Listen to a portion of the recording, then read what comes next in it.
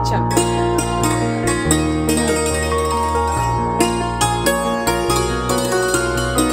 कुठे चालू आहे ते बांधकाम आणि संभाजीनगरला. ओके. आणि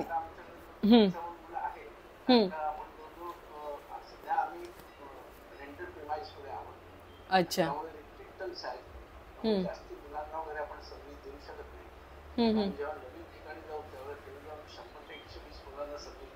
अरे वा, अरे वा. व ईश्वर करो तुमच्या या प्रयत्नांना यश येवो आणि जास्तीत जास्त लोकांना, मुलांना तिथे सुविधा प्राप्त हो.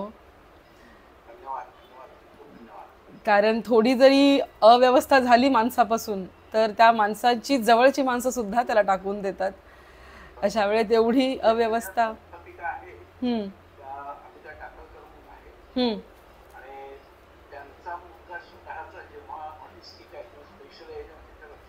हम्म. बापरे, क्या बात आहे. माऊलींच्यांनी हीच प्रार्थना करेन की ह्या मुलांमध्ये जास्तीत जास्त प्रमाणात सुधारणा दिसून येवो. त्यांना सुद्धा नॉर्मल प्रकारचं, पूर्णपणे नाही म्हणता आलं तरी थोडंफार तरी त्यांच्यामध्ये प्रोग्रेस होऊन त्यांच्या विधी सगळं त्यांना व्यवस्थित करता याव्यात. एक साधं का होईना आयुष्य जगता यावं एवढं त्यांच्यामध्ये प्रगती करावी माऊलींनी, अशीच आपण प्रार्थना करूया. आणि धन्यवाद, धन्यवाद आनंद काका, तुम्ही आज आला आहात आमच्याबरोबर आणि तुम्ही आम्हाला आशीर्वाद द्या. तुम्ही जसं काम करताय तसं काम करण्याची प्रेरणा.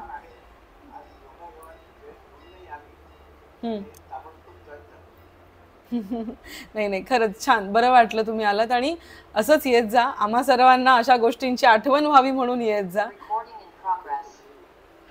चालेल.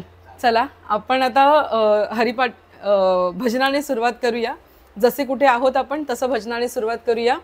हरे राम राम राम हरे हरे, हरे कृष्ण कृष्ण कृष्ण हरे हरे, हरे राम राम राम हरे हरे, हरे कृष्ण कृष्ण कृष्ण हरे हरे, हरे राम राम राम हरे हरे, हरे कृष्ण कृष्ण कृष्ण हरे हरे, हरे राम राम राम हरे हरे, हरे कृष्ण कृष्ण कृष्ण हरे हरे. बोला पुंडलीक वरदे हरी विठ्ठल श्री ज्ञानदेव तुकाराम पंढरीनाथ भगवान की जय.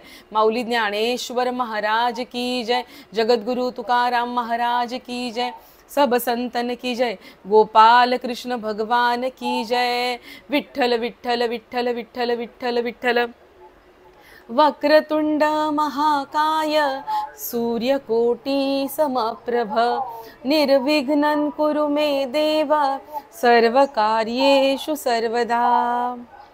या कुंदेन्दु तुषारहार धवला, या शुभ्रवस्त्रावृता, या वीणावरदंड मंडितकरा, या श्वेत पद्मासना, या ब्रह्माच्युत शंकर प्रभृतिभिः देवी सदा वंदिता. सा मां पातु सरस्वती भगवती निःशेषजाड्यापहा. मूकं करोति वाचालं पंगुं लंघयते गिरिं, यत्कृपातमहं वन्दे परमानन्दमाधवं. माधुर्यरसकल्लोळां शिवशैक्तेकरूपिणीम्, अमृतानुभवार्थाय वन्दे ज्ञानेशनन्दिनीं.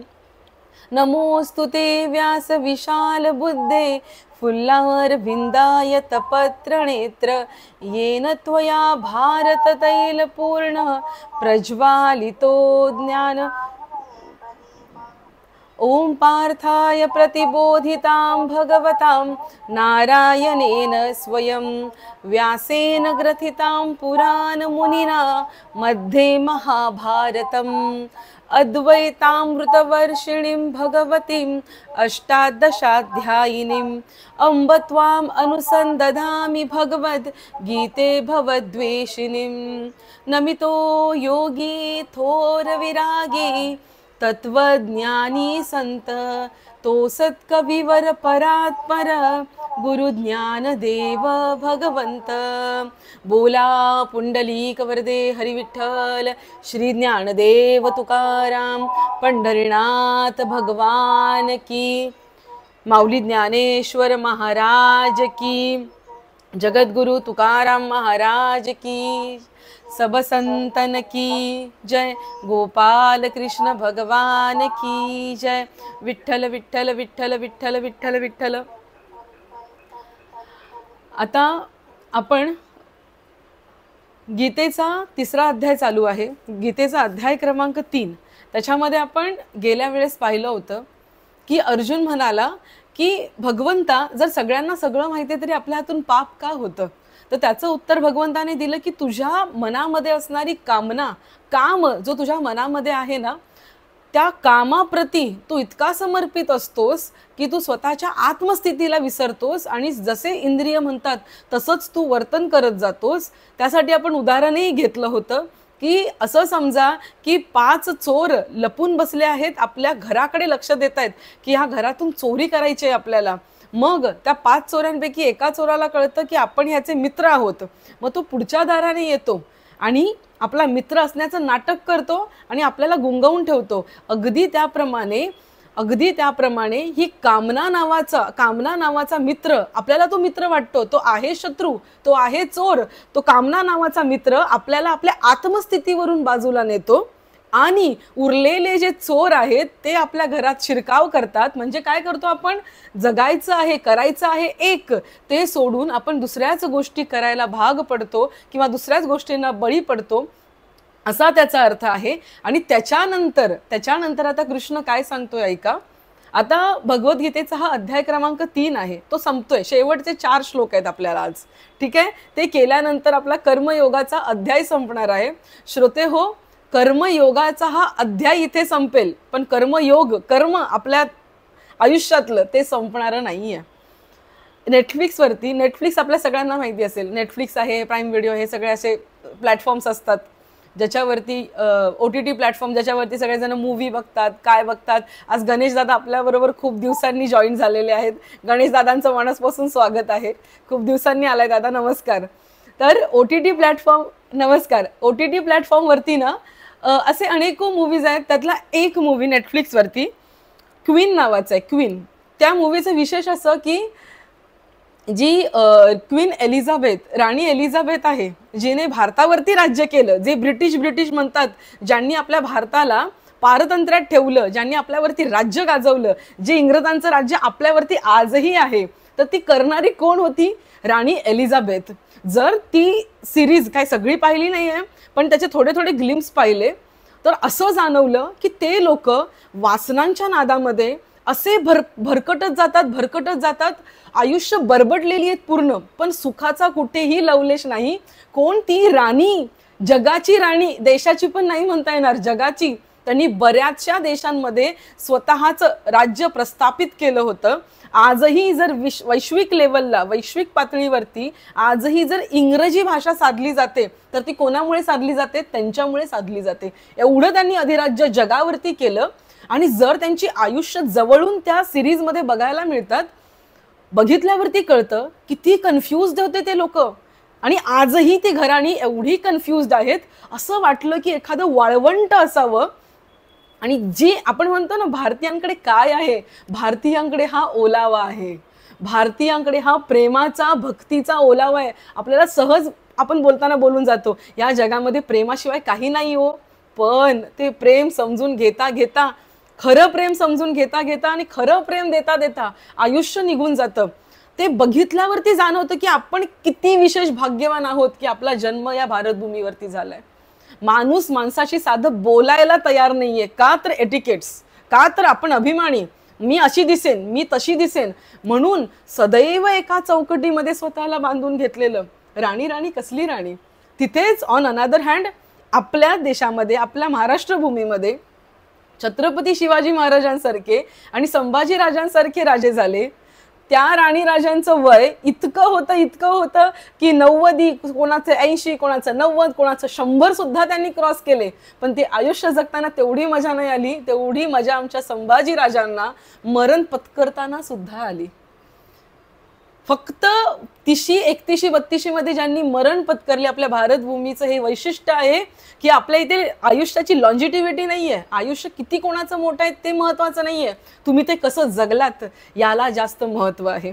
आणि हे याच भूमीमध्ये का होऊ शकतं? कारण या भूमीमध्ये गीता सांगितली जाते.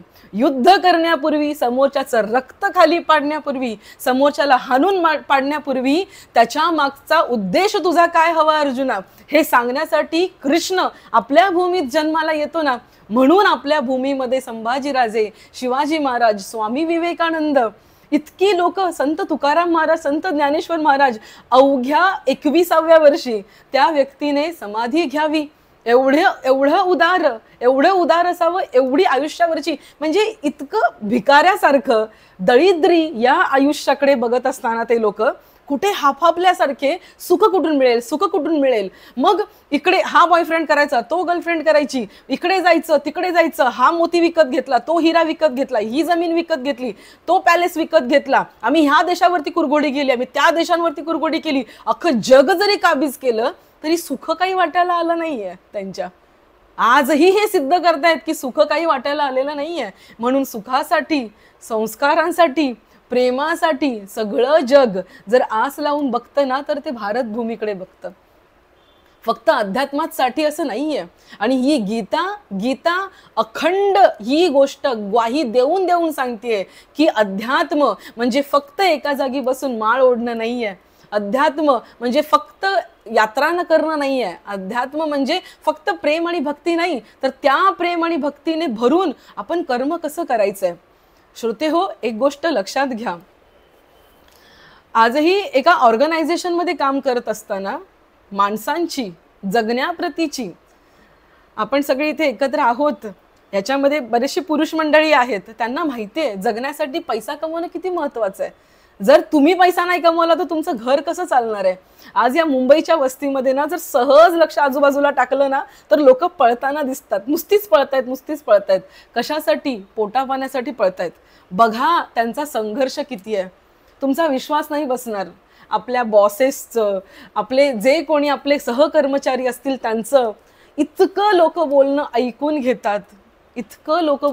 घेतात ना, वाईट वाटतं. संसार दुःख मुळा चहूकडे इंगळ, विश्रांती नाही कोठे रात्रंदिना तळमळ. जेव्हा नीट विचार करतो ना तेव्हा कळतं आम्ही नुसते पळतोय. हाताला काहीच लागत नाहीये. आम्ही सुखाच्या मागे पळतोय, आम्ही कशाच्या मागे पळतोय हेही आम्हाला कळत नाहीये.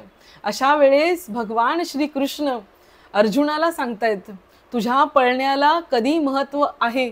नाम घेता चालो चाली, यज्ञ प्रत्येक पाऊली. नाम घेता ग्रासो ग्रासी, तो नर जेवून उपवाशी. त्या सगळ्या गोष्टीला अर्थ कसा प्राप्त होईल.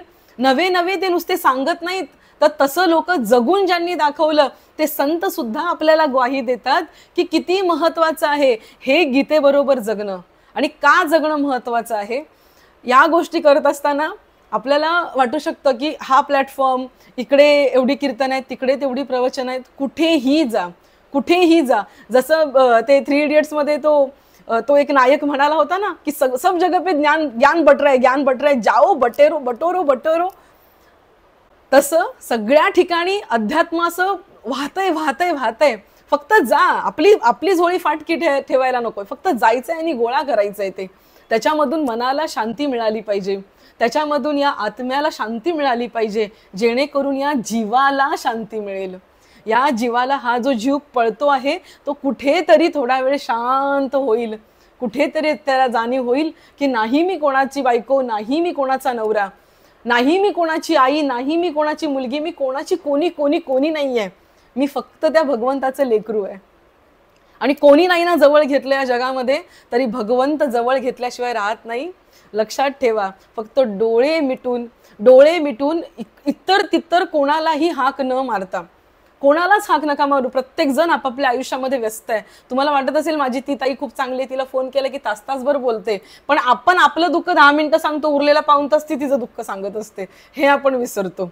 आणि देवाणघेवाण सुखाची नाही होत, दुःखाची होते. म्हणजे इकडूनही दुःख जातं आणि तिकडूनही दुःख होतं आणि दोन्ही मिळून दुःखच साधलं जातं. एवढं लक्षात ठेवायचं.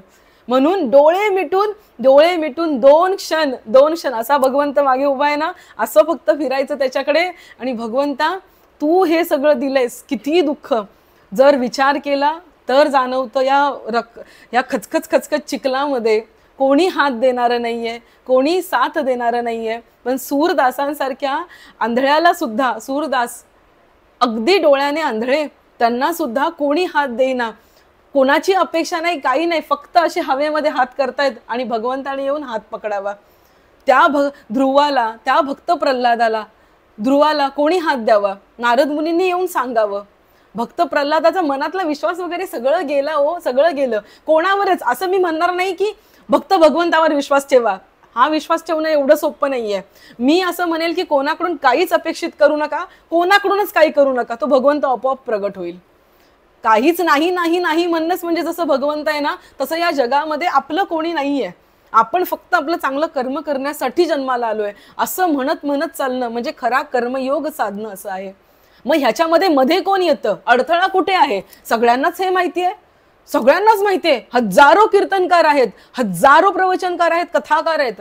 त्यांनी प्रत्येक ठिकाणी पंडालमध्ये बसल्यावरती हजारोंनी गर्दी त्यांच्या समोर आहे. सगळ्यांना हे थिअरी पार्ट म्हणून माहिती आहे, माहितीच्या पातळीवरती सगळ्यांना माहिती आहे, पण अनुभवाच्या पातळीवरती येत नाही. जरा आपण आपल्याला त्या स्थितीमध्ये घालून बघूया. काय मध्ये येतं, भगवंत सांगतो तुझी कामनामध्ये येते. तुला सगळं मी दिलेलं आहे, पण तुला अजून हवं आहे, ही तुझी कामनामध्ये येते. दुसऱ्याचं बघितलं की ते पाहिजे याची इच्छा तुझ्या मनात उत्पन्न होते. मग काय होतं, तुझी सगळी इंद्रिय पूर्ण जीवपणाला लावून, आणि खरंच जीवपणाला लावून त्याच्या मागे पळत जातात आणि आतला तो आत्मा एकटाच राहतो. त्याचं सुख काहीच नाही, त्याच्याकडे आपण लक्षच देत नाही. कसं लक्ष देत नाही ते आपण आजच्या श्लोकांमध्ये बघणार आहोत. या सगळ्यांनी गीतेचे श्लोक मनापासून मोठ्याने, कारण भगवंत आपल्याशी बोलतो आहे, भगवंताचं मिमिक आपण करतोय, त्याचे शब्द आपण बोलतोय, या भावनेने आपल्या घरामध्ये त्याचा उच्चार होऊ द्या.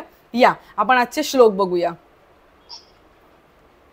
आणि माझ्या मागून बोलायचं आहे, मागून बोलत असताना तेवढ्या पुरता अनम्यूट करा आणि बाकी वेळेस जे मी बोलते त्याची प्रॅक्टिस करा. आणि मला अजून एक गोष्ट तुम्हाला सांगायची, आज 3रा अध्याय संपतो आहे म्हणून ही गोष्ट मला सांगायची. पहिला अध्याय झाला, 2रा अध्याय झाला, 3रा अध्याय. सगळ्यांनी काय करायचं, आत्ता झालं, आता सेशन झालं की उद्याची जी तुम्ही पूजा कराल ना, त्यावेळेस फक्त गीता ओपन करायची आणि संस्कृतातले श्लोक वाचायचे. पहिला अध्याय वाचायचा, परवाच्या दिवशी 2रा अध्याय वाचायचा आणि 3ऱ्या दिवशी 3रा अध्याय वाचायचा. असे नुसते संस्कृत श्लोक वाचून काढा आणि वाचताना बघा तुम्हाला काही डिफिकल्टी तर येत नाहीये ना. जस्ट ट्राय दिस आउट. आणि जर काही डिफिकल्टी येत असेल तर प्लीज मला सांगा, मी पण चेक करते, तुम्ही पण चेक करा आणि तुमच्या काय डिफिकल्टी असतील त्या मला सांगा. आपण नक्की त्या सोडवण्याचा प्रयत्न करू. पण हे गीता सेशन ज्याच्यासाठी आहे, गीता सगळ्यांना वाचता आली पाहिजे, तर तो हेतू आपला साध्य झाला पाहिजे. ठीक आहे. श्लोक क्रमांक 40. इंद्रियाणी मनोबुद्धी. इंद्रियाणी न बाणातला, मनोबुद्धी न छोटा. इंद्रियाणी मनोबुद्धी रस्या, किंवा र घेतला तरी चालेल. इंद्रियाणी मनोबुद्धिरस्याधिष्ठान मुच्यते. ठीक आहे. दुसरं चरण, दुसऱ्या चरणातला पहिला शब्द तिथे मोकळा करून लिहिलेला आहे, संधी विग्रह नाही केलाय. एतैर विमोह यत्येष्य. आता षटकोणातला जीभ वरती गेली पाहिजे. एतैर विमोह यत्येष्य ज्ञानमावृत्य देहिनम. ही पहिला आहे, पटकन बोलायचं आहे. ठीक आहे. मी पुन्हा एकदा पूर्ण श्लोक वाचून दाखवते, ऐका. इंद्रियाणी मनोबुद्धिरस्याधिष्ठान मुच्यते.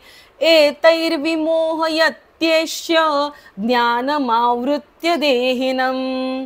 ठीक आहे. माझ्या मागून बोला. इंद्रियाणी मनोबुद्धिरस्याधिष्ठान मुच्यते. बोला.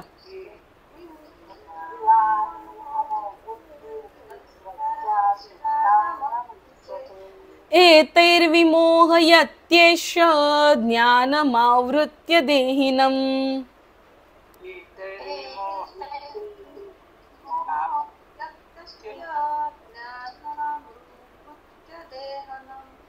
ज्ञानमावृत्य देहिनम्। Very good. याचा अर्थ असा आहे, इंद्रिये, मन आणि बुद्धी ही या कामाचे म्हणजे कामनेचे, काय काय सांगितले, इंद्रिय, मन आणि बुद्धी हे या कामनेचे निवासस्थान म्हटलं जातं. हा काम या मन, बुद्धी आणि इंद्रियांच्या द्वारा ज्ञानाला आच्छादित करून जीवात्म्याला मोहित करतो. जेव्हा अर्जुन विचारतो की भगवंता हे ज्ञान जर मला माहित आहे किंवा सगळ्यांनाच बऱ्यापैकी माहिती आहे, तर खरं पाणी मुरतं कुठे, खरी चुकी होते कुठे, तर त्यावेळेस भगवंत सांगतोय की जे ज्ञान आहे, जे आत्म्याच्या ठिकाणी स्थित आहे किंवा आपल्या आत्मस्थितीमध्ये जे स्थित जे ज्ञान आहे किंवा बुद्धीच्या त्या सूक्ष्म रूपामध्ये जे ज्ञान वसलेलं आहे, त्या ज्ञानाला आच्छादित केलंय. कोणी आच्छादित केले, कामनेने. आणि ती कामना कुठे कुठे वास करते, इंद्रियांच्या ठिकाणी, मनाच्या ठिकाणी, आणि ही जी बाहेर पडणारी बुद्धी आहे ना, त्या बुद्धीच्या ठिकाणी. म्हणून भगवंताने आधी व्यवसायात्मिका बुद्धी सांगितली. व्यवसायात्मिका बुद्धी म्हणजे कुठली, जी फक्त भगवंताच्या चरणी लीन आहे, जी फक्त भगवंताचं कार्य करते, ती व्यवसायात्मिका बुद्धी. आणि ती बुद्धी सोडून जी वरची बुद्धी आहे, संसारात पळणारी बुद्धी आहे, म्हणजे बघा बरं का, दुसऱ्याचं वाईट करायला सुद्धा बुद्धीच लागते आणि दुसऱ्याचं चांगलं करायला सुद्धा बुद्धीच लागते. दुसऱ्याला या नाही तर त्या ठिकाणी फसवायला सुद्धा बुद्धीच लागते आणि दुसऱ्याला चांगल्या मार्गावरती आणायला सुद्धा बुद्धीच लागते. मग तीच बुद्धी त्या ठिकाणी सुद्धा तो काम वास करतो. आणि ज्यावेळेस कामना त्या ठिकाणी वास करते, त्यावेळेस मनुष्य स्वार्थापोटी दुसऱ्यांचं नुकसान करत जातो. बघा आपल्या आजूबाजूला कितीतरी प्रकारचं नुकसान. हा जो पॉलिटिकल लोचा सगळा बाहेर झालेला आहे, जे काही म्हणतात ना, देशाची वाट लागलेली आहे, इकडची वाट लागली आहे, रस्ते ठीक नाही आहेत, पाणी ठीक नाही आहे, आमकं ठीक नाही आहे, ग्लोबल वॉर्मिंग झालेलं आहे, पोल्युशन झालंय, कशामुळे झालेलं आहे, एव्हरीबडी इज बिकमिंग सेल्फिश. प्रत्येक जण इतका सेल्फिश झालाय. स्वार्थ कुठे उत्पन्न होतो, जिथे कामना परमोच्च टोक गाठते तिथे स्वार्थ उत्पन्न होतो. आणि या स्वार्थाच्या पोटी जगामध्ये माजलेला जो तांडव आहे ना वाईटपणाचा, तो सर्व ह्या कामनेच्या पोटी आहे. ते सर्व या इंद्रियांचा आणि मनाचा खेळ आहे. ही गोष्ट आपल्याला लक्षात ठेवली पाहिजे. आणि ही इंद्रियांची ही वाईट कामं, हे मनाचे खेळ, हे बुद्धीमधला असलेला दोष, ह्या सगळ्या गोष्टी आपल्या ज्ञानाला आच्छादित करतात आणि त्या जीवात्म्याला दुःख उत्पन्न करतात. श्लोक क्रमांक 41. श्लोक क्रमांक 41. तस्मात् त्वमिंद्रियान यादव. बघा बर का, खालचा शब्द मी उकल करून वरती लिहिलाय, इथे संधी विग्रह केलेला आहे. तस्मात् त्वमिंद्रियान यादव, न ला य जोडलेला आहे. तस्मात् त्वमिंद्रियान यादव नियम्य भरतर्षभ.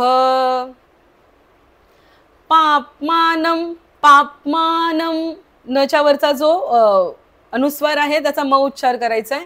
पाप्मानं, पापात्मानं नाहीये, पाप्मानं प्रजहि, पाप्मानं प्रजहि हे नाही, पाप्मानं प्रजहि हे नाही, ज्ञान विज्ञान नाशनम.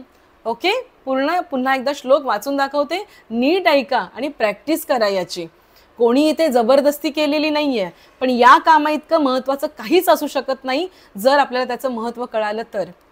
तस्मात् त्वमिंद्रियाण्यादौ नियम्य भरतर्षभ, पाप्मानं प्रजहि हे नाही, ज्ञान विज्ञान नाशनम. तर माझ्या मागून बोला. तस्मात् त्वमिंद्रियाण्यादौ नियम्य भरतर्षभ.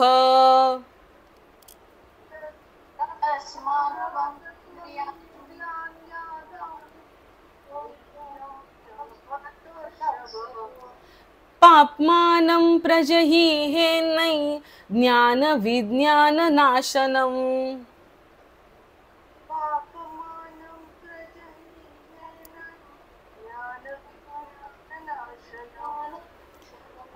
पुन्हा एकदा ना फक्त तुम्हाला एक गोष्ट सांगते मी, आधी याचा अर्थ बघूया.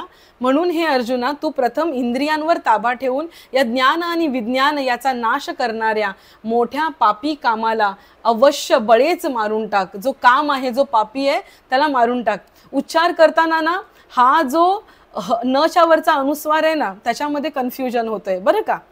क ख ग घ न, क ख ग घ घ घ, आपण शंख शंख बोला बघू. शंख जो इथून निघतो ना, शंख, तो क ख ग घ घ, तो म्हणजे समजून घ्या तुम्ही. आता मी मराठीची जी शिक्षिका नाहीये, तो शंख आठवा. मी असं प्रोग्रेस केलाय. तो शंख आठवा आणि त्याच्यानुसार तो ड आणि तो जो अनुस्वार आहे तो बोला.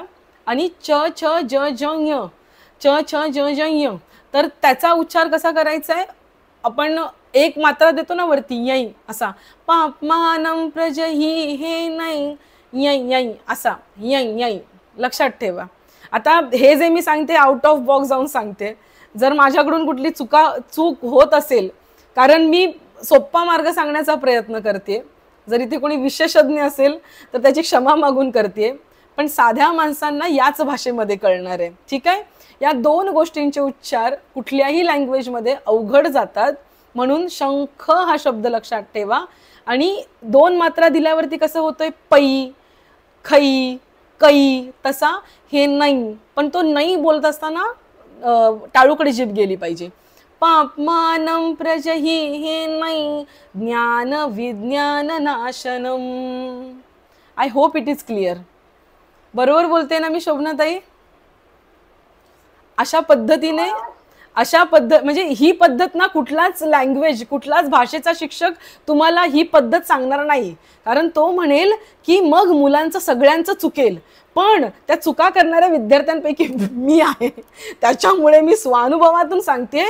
इतर वेळेस मी ऐकून ह्या गोष्टी आकलन केलेल्या आहेत की हे उच्चार अशा पद्धतीने केले, आपण आपल्या मनात या गोष्टी ठेवल्या तर हे उच्चार परफेक्ट होतात, याच्यामध्ये चुकी होत नाही.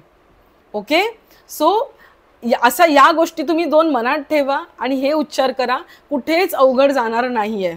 आणि गीतेचे 3 अध्याय, मी तर म्हणेन 2च, 3 पर्यंत पण जाण्याची गरज नाही. गीतेचे 2 अध्याय वाचत असताना सगळे नियम ज्याला कळाले ना, तो पूर्ण गीता व्यवस्थित वाचू शकतो. आता बघा, सुरुवातीला आपल्याला किती अवघड जायचं ना, तुम्हा लोकांना वाचता नाही यायचं. इनफॅक्ट मला पण, मी तुम्हाला मला तुमच्यामध्येच पकडते. आता आपल्याला किती सोपं होत चाललंय बघा. ओके. असं जसं आपण पुढे जाणार तसं आणखीन सोपं होत जाणार आहे. हा श्लोक हा एक एक्झाम्पल म्हणून सांगितला. आता तुम्ही काय करा, एक चांगलं विद्यार्थी बघून, चांगलं विद्यार्थी म्हणून बाकीच्या सगळ्या लोकांना हा नियम तुम्ही लागू करून बघा. ठीक आहे. म्हणून सांगितलं 3 अध्याय जर संपतायत तर उद्या पहिला अध्याय वाचा, परवा दुसरा अध्याय वाचा आणि थेरवा तिसरा अध्याय वाचा. ठीक आहे. त्याच्यामधून आपल्याला गोष्टी क्लिअर होतील. नाहीतर नुसतं काय होतंय, पुढचं पाठ आणि मागचं सपाट, असं नको व्हायला.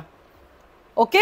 सो याचा अर्थ असा आहे की अर्जुना, तू इंद्रियांवरती ताबा ठेव आणि ज्ञान विज्ञान याचा नाश करणाऱ्या, ज्ञान म्हणजे काय आहे, ज्ञान म्हणजे काय आहे, आपण कोण आहोत याचं ज्ञान. आणि ते शिकायचंय कुठून, विज्ञानातून, म्हणजे प्रयोगातून. कुठल्या प्रयोगातून, भौतिकाच्या प्रयोगातून. म्हणून हे ज्ञान आणि विज्ञान याचा नाश करणारा जो पापी काम आहे त्याला वेळीच तू मारून टाक. तुम्हाला जर आठवत असेल तर मागे एक गोष्ट सांगितलेली, आठवण्याचा प्रयत्न करा. आणि जर कोणी लिहून घेत असेल तर मी तुम्हाला चॅलेंज करेन ती गोष्ट कोणती होती.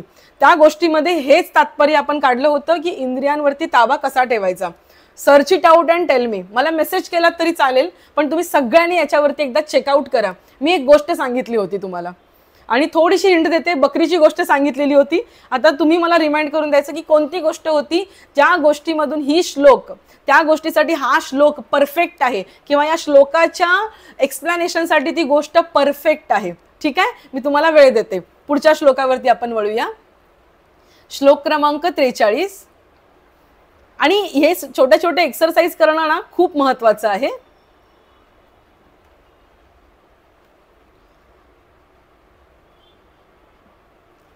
श्लोक क्रमांक 42. खूप महत्वाचा श्लोक.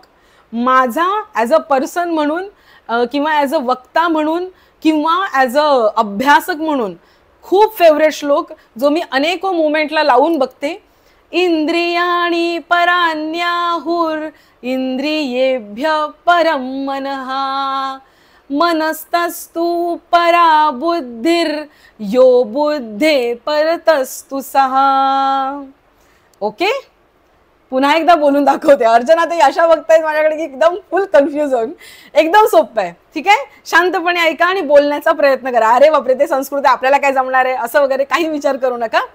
इंद्रियाणी पराण्याहुर, इंद्रियाणी पराण्याहुर. आता ही जी हुच्या नंतर जो री आहे ना त्याची फोड कशी होते, र हलंत, र मोडायचा आणि इंद्रियेभ्य परत ई वापरायचा. पहिला ई, दुसरा नाही, पहिली वेलांटी आहे ना म्हणून पहिला ई. इंद्रियेभ्य आणि भ च्या नंतरचा विसर्ग कसा आहे, त्याच्या पुढे प आहे. आपला नियम काय आहे, प फ क आणि ख असेल तर विसर्ग कसा बोलायचा, अर्धाच बोलायचा. इंद्रियेभ्य पोटात घ्यायचं, इंद्रियेभ्य परम मनः, शेवटचा विसर्ग पूर्ण बोलायचा. ओके, इंद्रियाणी पराण्याहुर इंद्रियेभ्य परम मनः मनस्तस्तु परा बुद्धिर यो बुद्धे, पुन्हा पोटात, परतस्तु सहा. ओके, माझ्या मागून बोला. नीट बघितलं तर श्लोक सहज कळेल, याच्यामध्ये काही आडेवेडे नाही आहेत. माझ्या मागून बोला. इंद्रियाणी पराण्याहुर इंद्रियेभ्य परम मनः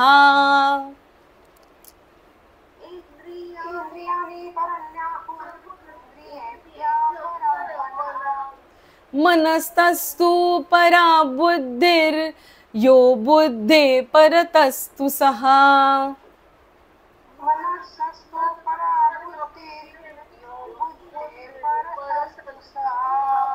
पुन्हा एकदा रिव्हिजन करते. आपण बुद्धीरवरती का थांबलो बघा, काउंट करा. 1 2 3 4 5 6 7 8 8 अक्षरांवरती थांबायचं आहे. हा छंद असाच गायला जातो आणि पुन्हा पुढची 8 अक्षरं घ्यायची आहेत. म्हणून तर र आपण अर्धा वेगळा करून घेतला, 8 अक्षरांवरती थांबलो. याचा अर्थ असा आहे, इंद्रियांना स्थूल शरीराहून पर म्हणजे श्रेष्ठ, बलवान आणि सूक्ष्म म्हटले जाते. या इंद्रियांहून मन हे पर आहे, मनाहून बुद्धी पर आहे आणि जो बुद्धीहूनही अत्यंत पर आहे तो आत्मा आहे. तो आत्मा आहे. एक उदाहरण देऊ तुम्हाला. याचा अर्थ काय, याचा अर्थ सगळेच जण सांगतात आणि मीही सुरुवातीला सांगायची, म्हणजे 2013-14 मी याचा अर्थ सांगायची की बघा बरं का, बाहेर असतात ती इंद्रिय असतात, ठीक आहे. इंद्रियांनंतर मन येतं, मनानंतर बुद्धी येते आणि बुद्धीनंतर आत्मा येतो. हा याचा उघड अर्थ. एखादा कांदा आहे, कांद्याचं बाहेरचं टर्फल काय आहे, इंद्रिय आहेत. त्याच्या आतलं टर्फल काय आहे, मन आहे. त्याच्या आतलं टर्फल काय आहे, बुद्धी आहे. आणि सगळ्यात मधला कोंभ काय आहे, आत्मा आहे. आता ह्याला दुसऱ्या भाषेत मी सांगते, नीट ऐका. मी एक ग्लास घेतलाय, उदाहरणार्थ हा मी ग्लास घेतलाय. हा ग्लास पाण्याने भरलेला आहे. नीट ऐका बरं का, हा ग्लास पाण्याने भरलेला आहे. आता या ग्लासामध्ये मी साबुदाणे टाकले. काय टाकले, साबुदाणे, मोठेवाले साबुदाणे टाकले. त्याच्यानंतर मी या ग्लासामध्ये थोडीशी माती टाकली, थोडेसे खडे टाकले, दगड ते टाकले आणि त्याच्यानंतर मी थोडीशी बारीक माती टाकली, ठीक आहे. पाण्याचा ग्लास आहे, त्याच्यामध्ये मोठे खडे टाकले, त्याच्यानंतर साबुदाणे टाकले, त्याच्यानंतर माती टाकली. आता याच्यामध्ये सगळ्यात मोठं कोण आहे, मोठे खडे. आर यू गेटिंग मी, मोठे खडे. त्याच्यानंतर छोटं कोण आहे, साबुदाणे. त्याच्यापेक्षा छोटं कोण आहे, माती जी एकदम मातीचे बारीक कण, एकदम छोटे. आणि सगळ्यात सूक्ष्म काय आहे, कोण सांगेल, सगळ्यात सूक्ष्म काय आहे, काय आहे, पाणी. Very good, clapping for that answer. काय सगळ्यात सूक्ष्म आहे, पाणी सगळ्यात सूक्ष्म आहे. आता ऐका बरं का, हे उदाहरण नेहमी लक्षात ठेवा. खडे मोठे आहेत, त्याच्यानंतर साबुदाणा, त्याच्यानंतर बारीक माती आणि सगळ्यात सूक्ष्म काय आहे, पाणी. अगदी त्याप्रमाणे आपली इंद्रिय, आपल्याला वाटत असेल की ह्या इंद्रियांचा तोल, त्याच्यानंतर मग हे मन, त्याच्या आतमध्ये बुद्धी, त्याच्या आतमध्ये आत्मा. तर ते असे लेअर वाईज नाहीये, ते सगळं याच ठिकाणी आहे. पण सगळ्यात सूक्ष्म काय आहे तर पाणी आहे. पण ते कसं आहे, सगळ्यांना व्याप्त करून राहिलेलं आहे, किंवा फॉर दॅट मॅटर हवा घ्या, सगळ्यांना व्याप्त करून राहिलेली आहे. अगदी त्याप्रमाणे आत्मा ब्रह्म तो मलाही व्याप्त केले, त्याने जगालाही व्याप्त केलेला आहे. म्हणूनच संत ऋषी म्हणतात, जगाला जर ओळखायचं असेल तर आत्म्याच्या माध्यमातून ओळखावं लागेल. आणि आत्म्याकडे कसं पोचावं लागेल, इंद्रियांच्या माध्यमातून आत्म्याकडे पोचावं लागेल. मग ते असा प्रवास नाहीये, जाणून घेण्याचा प्रवास आहे, सूक्ष्म. आत्ता शरीरामध्ये सगळ्यात मोठी जी गोष्ट कुठली दिसते, आपलं शरीर दिसतंय. और मटेरियल बॉडी म्हणजेच काय, इंद्रिय, भले ती कर्मेंद्रिय असतील ती ज्ञानेंद्रिय असतील. आपल्याला काय वाटेल इंद्रिय म्हणजे ताई फक्त डोळे कान, नाही, कर्मेंद्रिय सुद्धा सगळं आलं त्याच्यामध्ये. आपलं जननेंद्रिय आलं, आपलं गुदाद्वार आलं, आपले सगळं एव्हरीथिंग आलं. प्रत्येक इंद्रियच आहे ते. प्रत्येक प्रकारची इंद्रिय भौतिक स्थूल दिसतायत म्हणून ती स्थूल. त्याच्यापेक्षा सूक्ष्म काय आहे, मन कसं सूक्ष्म आहे, कसं मन सूक्ष्म आहे बघा बरं. हातबीत कशामुळे हलतायत, हात कशामुळे हलतायत, इंद्रिय बिंद्रिय मनामुळे हलतायत ना. Who is giving a command, mind is giving a command ना, बरोबर आहे.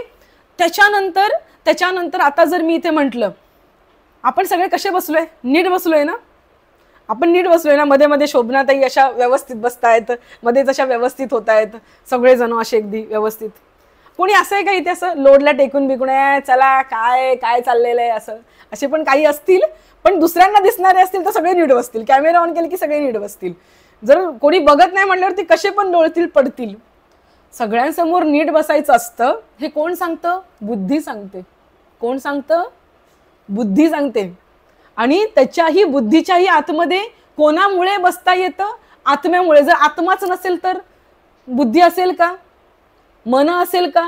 शरीर लोक नेऊन जाळून टाकतील, पुरून येतील, किंवा आता रील आलेली पाण्यात बुडवतील, काही ना काहीतरी करतील ना त्या शरीराचं, पण ठेवणार कोणीच नाही. श्रोते हो, भाविक हो, हे तुम्ही आम्ही 1000 वेळा ऐकलेलं आहे. पण आज मी पाण्याचं उदाहरण यासाठी दिलं की हे लेयर नाही आहेत, हे स्तर नाही आहेत. ह्या सूक्ष्म होणाऱ्या गोष्टी आहेत आपल्यातल्या. बाहेरची गोष्ट लगेच दिसते, मन थोडं नीट बघितलं की दिसतं. मन हे डोळे बंद केले, विचार बघितले की मन. What Einstein is saying, the flow of thought is a mind. Mind म्हणजे मन म्हणजे काय आहे, फ्लो ऑफ थॉट. विचार बघितले की तुम्ही मन बघितलं, तेही बघणं शक्य आहे. त्याच्या पलीकडे जाऊन आपण असे का करतोय, निश्चय कोण करतंय, बुद्धी निश्चय करतेय, तेही आपण विचार केलं की कळतं. पण जो शेवटचा जो मेंबर आहे ना, सगळ्यात सूक्ष्म, तो ओळखायला वेळ लागतो. तो इथेच आहे. हे आपल्या बॉडीमधून, शरीरातून काय वाहत आहे, आत्मा. तो काय असा एका ठिकाणी म्हणतात ना अशी ज्योत उभी आहे वगैरे, असं नाहीये. ते पिक्चर मध्ये दाखवतात ना अशी ज्योत बाहेर आली, नाही, असं नाहीये. ज्या वेळेस या शरीरातून प्राण जातो त्यावेळेस अंगावरचं प्रत्येक रंध्र जसं एखाद्याने येऊन सुई टोचावी ना, त्याच्यापेक्षा पण बारीक रंध्र आहे. सुरीच्या नोखेपेक्षा पण बारीक आपलं रंध्र आहे. तर आपल्याला कशा वेदना होतात की त्या प्रत्येक रंध्रामध्ये कोणी ना कोणीतरी सुया खोपसतंय, अशा वेदना आपल्याला होतात. आतून बाहेर काहीतरी जात असतं. माझा मुद्दा समजून घ्या. सूक्ष्म होणाऱ्या गोष्टी आहेत सगळ्या, इथून इथपर्यंत. हा जो 3.5 हाताचा देह आहे, स्वतःचे 3.5 हात मोजायचे असतात बरं का, दुसऱ्याचे नसतात मोजायचे. स्वतःच्या 3.5 हाताचा जो हा देह आहे ना, याच्यामध्येच या 4 गोष्टी बसलेल्या आहेत. आणि गीता काय म्हणते, गीता म्हणते when you are utilizing this 4 things in a proper way, ज्यावेळेस तू ह्या 4 गोष्टींचं नियमन व्यवस्थित करतोस आणि मग त्या आत्म्याला जाणून तू जेव्हा आयुष्य जगतोस, तेव्हा तुझं कर्म व्यवस्थित होतं. का त्या राणीला सुख भेटू नये, का, कारण तिने आत्मतत्व जाणलं नाही. तिला माहिती नाहीये शरीराचं नश्वरत्व काय आहे. त्यांना माहिती नाही या गोष्टीचा, त्यांना गंधही नाहीये. ज्या गोष्टी भारत भूमीमध्ये एखाद्या लहान मुलानेही उठावं, माझा मुलगा लहान आहे, तो म्हणतो जय श्रीराम मम्मा, काय कळतं त्याला. पण आपल्या मातीमध्ये बोबडं बोलणारं मूल सुद्धा अध्यात्माच्या गोष्टी नाही कळल्या तरी वाचाळपणे बडबडत जातं. ही या मातीची देणगी आहे, हे या मातीचं वैशिष्ट्य आहे. या 4ही गोष्टी आपण व्यवस्थित समजून जेव्हा करतो ना, जेव्हा समजून आपण आयुष्य जगतो ना, भाविक हो, त्याच वेळेस आपण आयुष्य आध्यात्मिक होऊन जगत असतो. अन्यथा तुम्ही अगदी तुमचा काय तो कोटींचा जप पूर्ण करा, तुम्हाला वाटेल भगवंत मिळाला, भगवंत येऊन तुम्हाला भेटून जाईल, पण तुम्हाला कळणारही नाही तो येऊन आम्हाला भेटून गेला. जर तो आता आपल्यामध्ये स्थित आहे तर आपल्याला कळत नाहीये, जर तो दुसऱ्या रूपात आला तर आपल्याला काय डोंबल कळणार आहे? विषय लक्षात घ्या, विषय लक्षात घ्या. आले काय म्हणतात, इकडून आले वारे गेले वारे नळी फुंकिली सोनारे, असं नको, असं नको. ही जर गीता आपण दर सोमवारी बसून तिचा आपण कस काढतोय काढतोय काढतोय तर त्या कसामधून सात्विक जे आहे, सकस जे आहे ते बाहेर काढता आलं पाहिजे. आणि दुसऱ्यांचं नाही बरं का, स्वतःच आपल्या आत्म्याचं आपल्याला काढता आलं पाहिजे. लक्षात घ्या, इंद्रियाणी परान्याहू, इंद्रिय सगळ्यात स्थूल आहेत. इंद्रिय स्थूल शरीर त्याच्यापेक्षा इंद्रियातली, इंद्रियांच्या नंतर कोण आहे? मन आहे, मनानंतर बुद्धी आहे आणि बुद्धीनंतर आत्मा आहे. हा अशा गोष्टी सूक्ष्म सूक्ष्म होत चाललेल्या आहेत. त्याच्यानंतर भगवंत म्हणतोय शेवटचा श्लोक, या अध्याय क्रमांक 3 मधला हा शेवटचा श्लोक, एवं बुद्धे परम बुद्ध्वा, एवं बुद्धे परम बुद्ध्वा,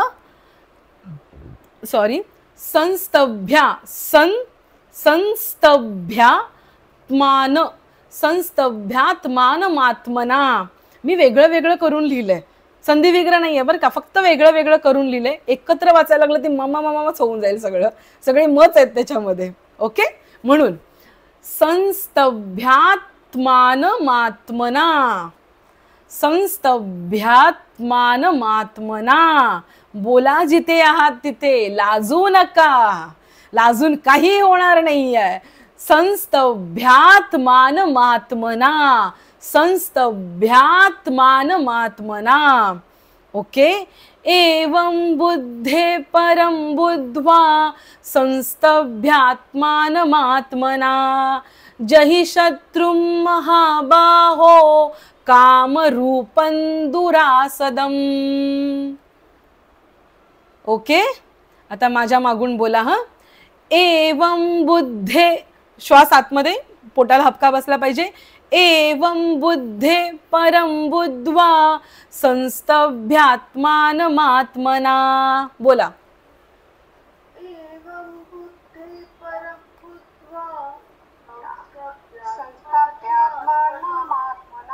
व्हेरी गुड.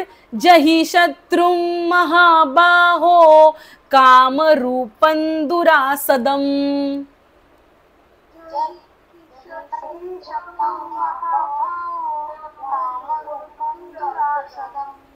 Very good. ओम इति ओम तत्सदिति श्रीमद्भगवद्गीतासु उपनिषत्सु ब्रह्मविद्यायां योगशास्त्रे श्रीकृष्ण अर्जुन संवादे कर्मयोगो नाम तृतीयोऽध्यायः. बोला सगळ्यांनी हे, चला बोला बोला पटापट.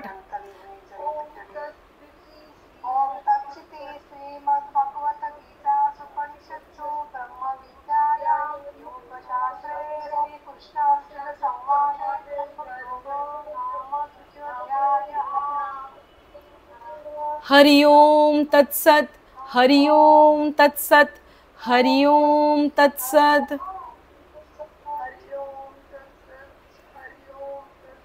Very good. याचा अर्थ काय आहे? याचा अर्थ काय आहे ऐका बरं. अशा प्रकारे बुद्धीहून पर अर्थात सूक्ष्म, बलवान व अत्यंत श्रेष्ठ असा आत्मा आहे हे जाणून आणि बुद्धीच्या द्वारा मनाला स्वाधीन करून, हे महाबाहो तू या कामरूप अजिंक्य अशा शत्रूला मारून टाक.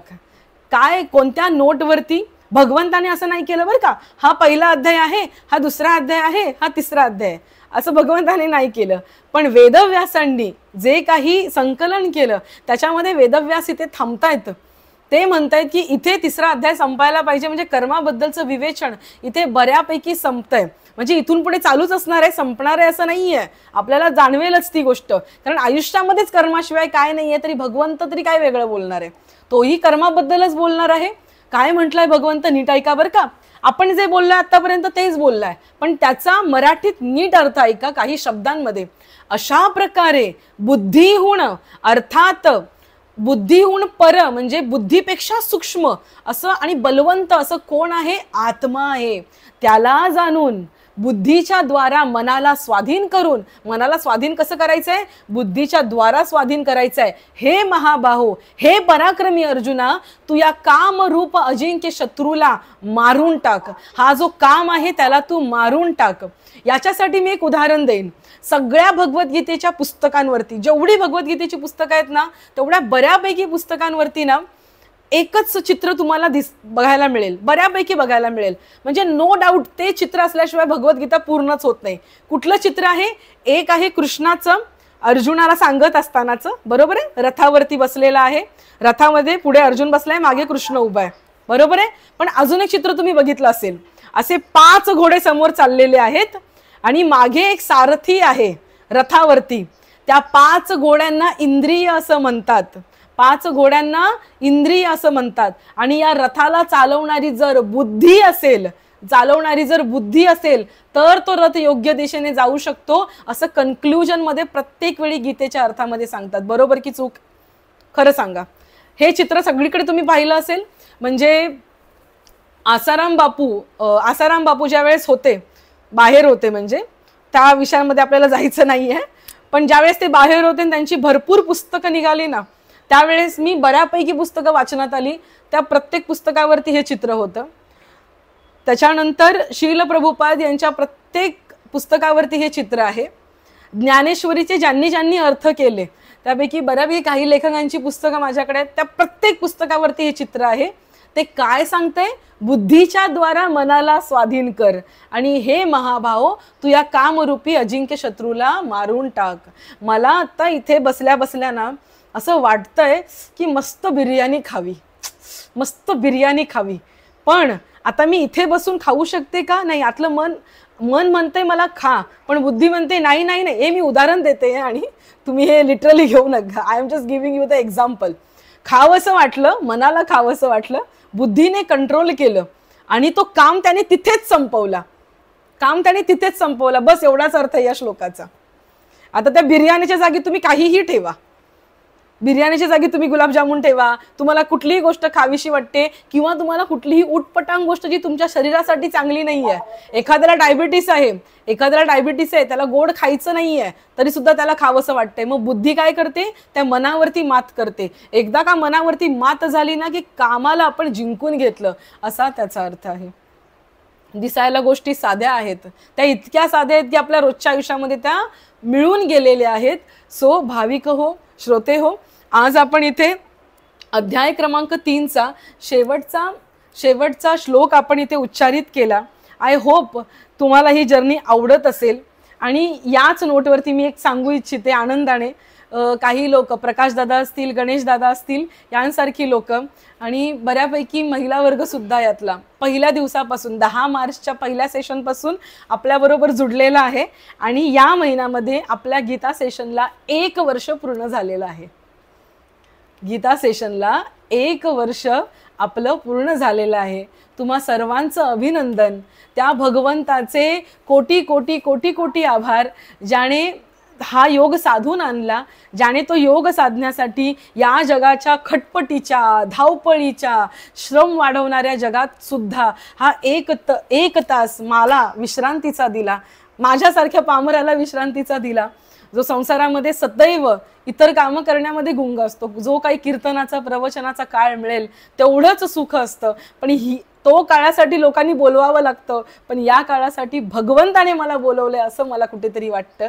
हे नियोजन माझं नाही आहे, हे नियोजन व्यक्तीचं नाही आहे, हे नियोजन साक्षात भगवंताचं आहे. म्हणून ते यशस्वी रीतीने पुढे चाललेलं आहे. अनेको प्रसंगांमधून तुमचा विश्वासही नाही बसणार. सकाळपासून मी इतक्या ठिकाणी मीटिंग करून आलेली आहे, तुमचा विश्वासही नाही बसणार. कुठल्या लेवलने हे शरीर थकलेलं आहे, पण ते थकलेलं असताना सुद्धा सकाळपासून बुद्धीमध्ये एकही क्षण या गीतेच्या सेशनचा मला विचार करता नाही आला, तरी सुद्धा इथे बसल्यावरती, तो पाठीशी उभा असल्यावरती कसा शब्द फुटत जातो, ओवी आणि अभंग येत जातात, ते मलाही माहिती नाही, ते फक्त भगवंताला माहिती. त्यामुळे हा योग हा ना माझा आहे ना तुमचा आहे, हा भगवंताने साधून आणलेला योग आहे. आणि मला असं कुठेतरी वाटतं की ना मी कोणत्या आश्रमात राहणारी आहे, ना मी कुठल्या तरी बाजूला जाणून असं एखादी संस्था स्थापन करून लोकांना फक्त अध्यात्माचं ज्ञान, तेवढी पुण्याई अजून नाहीये माझ्या गाठीशी असं मला वाटतं. साधी, अगदी साधी महिला आहे जी संसारात राहते आणि कुठेतरी मला वाटतं की आश्रमात राहणाऱ्यांची संख्या फार कमी आहे आणि संसारामध्ये श्रमणाऱ्यांची संख्या आणि अध्यात्माची भूक लागणाऱ्यांची संख्या जास्त आहे. आणि त्यांचं प्रतिनिधित्व म्हणण्यापेक्षा त्यांच्यामधलीच एक म्हणून मी ह्या प्रवासामध्ये चालता चालता बोलता बोलता ओरडत सांगते, चला चला चला आपण हे करूया असा हा मला प्रवास वाटतो. एवढं साधं आणि सोपं आहे. सो आपण सगळ्यांनी याचा उपयोग करून घेऊया. आजच्या गोष्टीकडे मी येते. ॲक्च्युली मला ना खूप उत्सुकता होती आज की मी सांगावं साधुबोध झाला, कारण I wanted to talk on that. मला साधुबोधवरती बोलण्याची एवढी इच्छा आहे, पण मला ना वेळच परमिट करत नाही आहे. सो नेक्स्ट टाईमला ना आपण आधी साधुबोधवरती बोलूया. साधुबोध झाला तो नुरोनिया ठेला याच्यावरती आपण बोलूया, कारण इतकी गोष्ट ती महत्त्वाची आहे ना. बोलूया आपण पुढच्या वेळेस. आता ऐका बरं का, गोष्ट ऐकण्यापूर्वी ही गोष्ट काय सांगणारी आहे, चला आपण गोष्टीला सुरुवात करूया. मग आपण तात्पर्य बोलताना तुम्हालाही थोडंसं बोलायचा संधी मिळेल.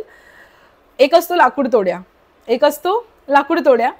तो जंगलामध्ये गेलेला असतो आणि तो बराच वेळ, गोष्ट अशी खूप मोठी नाही आहे पण आपल्यासाठी खूप महत्त्वाची आहे.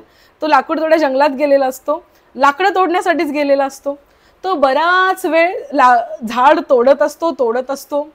काही केल्या झाडाला ना अशी खोच पडतच नसते. तुटणं दूरची गोष्ट आहे, झाडाला अशी खोचच पडत नसते की जेणेकरून झाड तुटण्याची प्रक्रिया सुरू होईल. ते दूरून एक ना साधू बसलेला असतो. तो बघत असतो ती गोष्ट की हा लाकूड तोड्या कधीपासून प्रयत्न करतोय पण याला झाड तोडताच येत नाहीये. तो तोडतोय. तो साधू दुरून बघतोय. सकाळ होऊन दुपार होण्याची वेळ येते. मध्यान्नीला तो लाकूड तोड्या स्वतःचं जेवण भोजन पूर्ण करतो. तो काही हरत नाही. तो पुन्हा ती कुऱ्हाड घेतो आणि तोडतोय.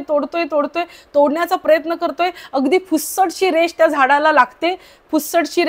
तरी तो तोडतोय, प्रयत्न करतोय. शेवटी साधूला त्याची दया येते आणि साधू त्याला म्हणतो, जवळ येतो आणि म्हणतो की अरे बाळा, तू एवढे परिश्रम करतोयस पण झाड तुटत नाही. तो म्हणतो, बघा ना, मला काही कळतच नाही झाड का तुटत नाहीये. माझ्याकडे कुऱ्हाड आहे, झाड सगळं आहे, माझ्याकडे ताकद आहे, माझ्या बाहूंमध्ये बल आहे, तरीही तुटत नाहीये.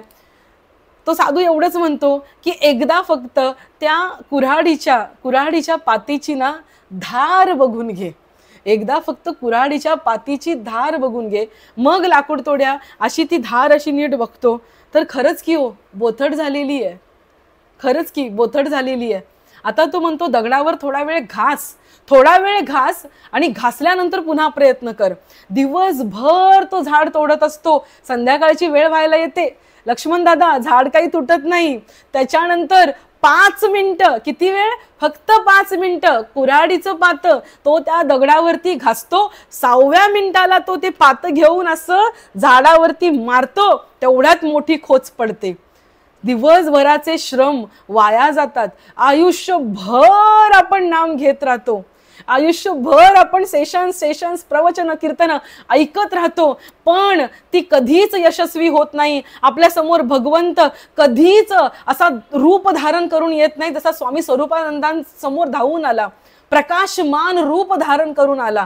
तो आपल्या समोर परमपूज्य पांडुरंग शास्त्री आठवले यांच्या समोर जसा धावून आला तसा आपल्या समोर धावून येत नाही. सूरदासाचा हात पकडण्यासाठी जसा येतो तसा आपल्या समोर येत नाही.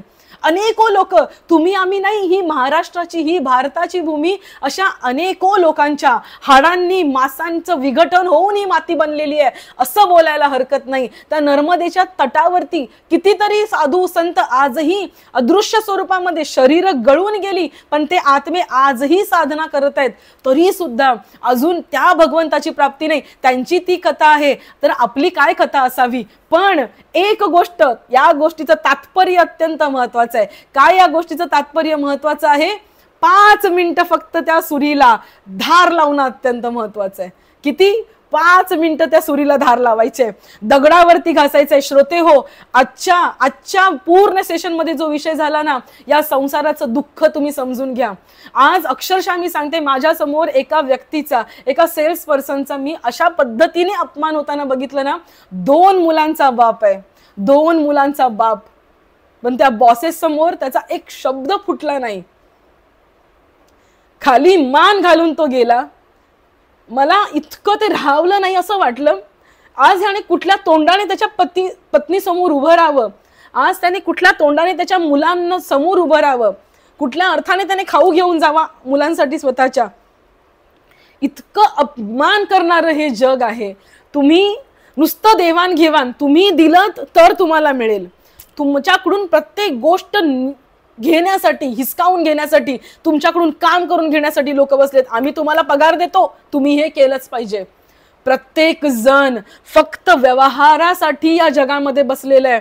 फक्त एकदा तुम्हाला वाटत असेल, किंवा कोणालाही ऐकणारा वाटत असेल की पटकन रडायला काय येतंय, मनापासून ही धार लावणं आहे, ही धार लावणं आहे. आय होप तुम्हाला कळतंय. अशा पद्धतीने ना एक एक प्रसंग बघा, त्या प्रसंगाचे द्रष्टा बना. स्वतःच्या आयुष्यातले, दुसऱ्यांच्या आयुष्यातले एक एक प्रसंग आठवा. ज्या मुलांसाठी, माझी मुलं घ्या, तुमची मुलं घ्या, इतके खपतो. सू आणि शी सारख्या गोष्टी त्यांच्या आपण हाताने उचलतो, या 2 हाताने उचलतो, साबणाने भले धुतो, पण त्याच हाताने पुन्हा जाऊन आपण जेवतो. एवढ्या घाण गोष्टी आपण त्या मुलांसाठी करतो. तीच मुलं मोठी झाली की म्हणतात की आई तू केलंस आमच्यासाठी, कर्तव्य म्हणून केलंस. ही उदाहरणं मी स्वतःच्या डोळ्यांनी, याची देही याची डोळा पाहते. का संसारातल्या गोष्टींनी धार लागू नये. संसारातल्या अशा गोष्टींनी आपल्या अध्यात्माच्या भावनेला, श्रोते हो, धार लागत असते. आजची लाकूड तोड्याची गोष्ट दिसताना साधी दिसेल, पण ती गोष्ट खूप मोठं मर्म, खूप मोठं तत्व आणि खूप मोठं साधन आपल्याला देऊन जाते. दगडावरती आपल्या कुऱ्हाडीला, संसाराच्या वाईट प्रसंगावरती आपल्या भक्तीला धार कशी लावायची, ही गोष्ट आपल्याला आजच्या या तात्पर्यपूर्ण गोष्टीमधून शिकायला मिळते. आता तुम्हा कोणाला काही बोलायचं असेल तर कृपया बोला. आणि मी तर म्हणेन या प्रसंगी तुम्ही बोला. या प्रसंगी बोलणं अत्यंत महत्वाचं आहे.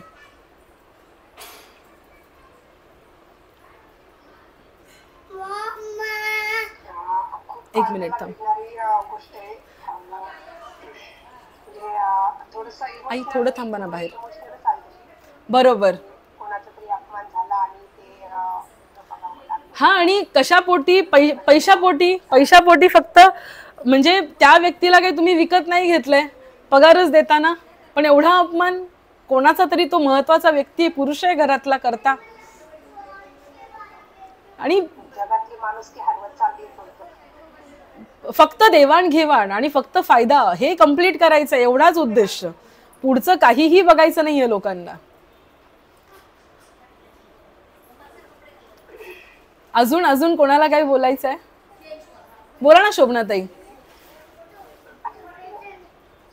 हा, अजून अर्चनाताई.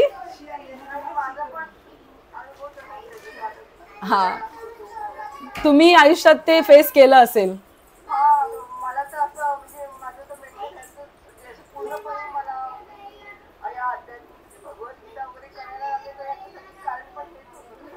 अच्छा, बर. अच्छा,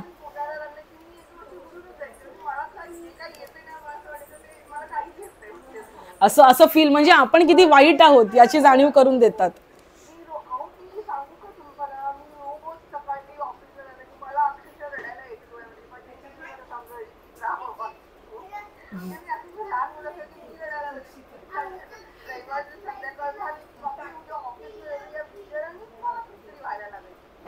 मी समजू शकते अर्चनाताई, पूर्णपणे समजू शकते. ज्या माता भगिनी काम करतात ना, कामाचं प्रेशर ते औरच, पण स्वतःच्या लेकरा बाळांना सोडून जाणं हे सोपी गोष्ट नसते. खूप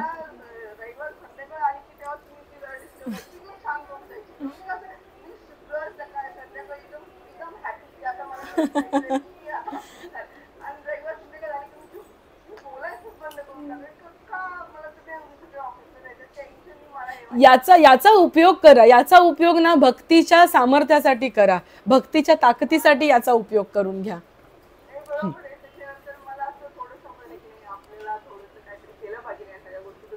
बरोबर. We all this G3 session family. आम्ही सर्व कुटुंब आहोत तुमचं, आणि आम्ही तुमच्या बरोबर आहोत. अजिबात कसली काळजी करू नका. जगामध्ये प्रत्येक माणसाला, प्रत्येकाला सगळंच येईल असं नाहीये. ज्या गोष्टीसाठी आपण योग्य बनलो आहोत ना, फक्त भगवंताची आराधना करत राहायचं, आपण योग्य ठिकाणी योग्य वेळी पोहोचून जातो.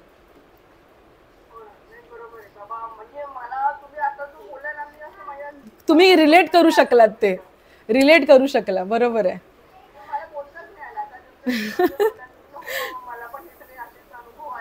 नोकरी करणाऱ्यांना खूप माहिती असतं, हे नोकरी करणाऱ्यांना खूप माहिती असतं. नोकरी is like the job is like a slavery. ते का उगाचच बोलत नाहीत. आणि आणि आज माझी लेक आलेली, ही कधीच भेटत नाही तुम्हा सगळ्यांना. ही माझी लेक आहे, हिचं नाव गार्गी आहे. नेहमी योगीराज येतो, आज गार्गी आलेली आहे तुमच्या सगळ्यांसमोर. हा. ओके. तो तुम्हाला कोणाला नंतर काही वाटलं ना, काही बोलावंसं वाटलं ना, तर तुम्ही बिंदास्त एक छान ना मेसेज टाकत जा आपल्या ग्रुपवरती. बघा तुम्ही ऑब्झर्व केलं असेल, आपल्या ग्रुपवरती ना सगळे दर्दी आहेत, असे कोणीही उगाच काहीही बडबडत नाही. सगळेजण चांगली लोक आहे. तुम्ही ग्रुपवरती टाका, जर परमिशन नसेल तर मला पर्सनलला टाका, मी नक्की वाचेन. आणि आपण आपला हा प्रवास असाच चालू ठेवूया. जशी भक्तीला आपण धार लावायची ती हळूहळू लागत राहील. आणि एक गोष्ट लक्षात ठेवा, धार सतत लावावी लागते, एकदा लावून संपत नाही, ती लावत राहावी लागते. सतत लावत राहावी लागते. तर तशा अर्थाने आपण हा प्रवास चालू ठेवूया. झालेली जी सेवा आहे भगवंताच्या चरणी, माऊलीच्या चरणी समर्पित करूया आणि आपण इथे सेवेला पूर्णविराम देऊया. बोला पुंडलिक वरदे हरी विठ्ठल, श्री ज्ञानदेव तुकाराम पंढरीनाथ भगवान की जय. माऊली ज्ञानेश्वर महाराज की जय. जगद्गुरु तुकाराम महाराज की जय. सब संतन की जय. गोपाल कृष्ण भगवान की जय. विठ्ठल विठ्ठल विठ्ठल विठ्ठल विठ्ठल. आकल्पायुष्य भावे तया कुळा, माझी या सकळा हरीच्या दासा. कल्पनेची बाधा न हो कोणे काळी, ही संत मंडळी सुखी असो. अहंकाराचा वारा न लागो राजसा, माझ्या विष्णुदासा भाविकासी. नामा म्हणेत या असावे कल्याण, ज्यामुखी निदान पांडुरंग. मागणे ते एक तुझ प्रती आहे, देशी तरी पाहे पांडुरंगा. या संतांसी निरवी हेची मज देई, आणिक न दुजे काही मागो देवा. तुका म्हणे आता उदार तू होई, मज ठेवी पायी संतांची या. पुढती पुढती पुढती या ग्रंथ पुण्य संपत्ती, सर्वा सुखी सर्वाभूती संपूर्ण होईजे. हरये नमः, हरये.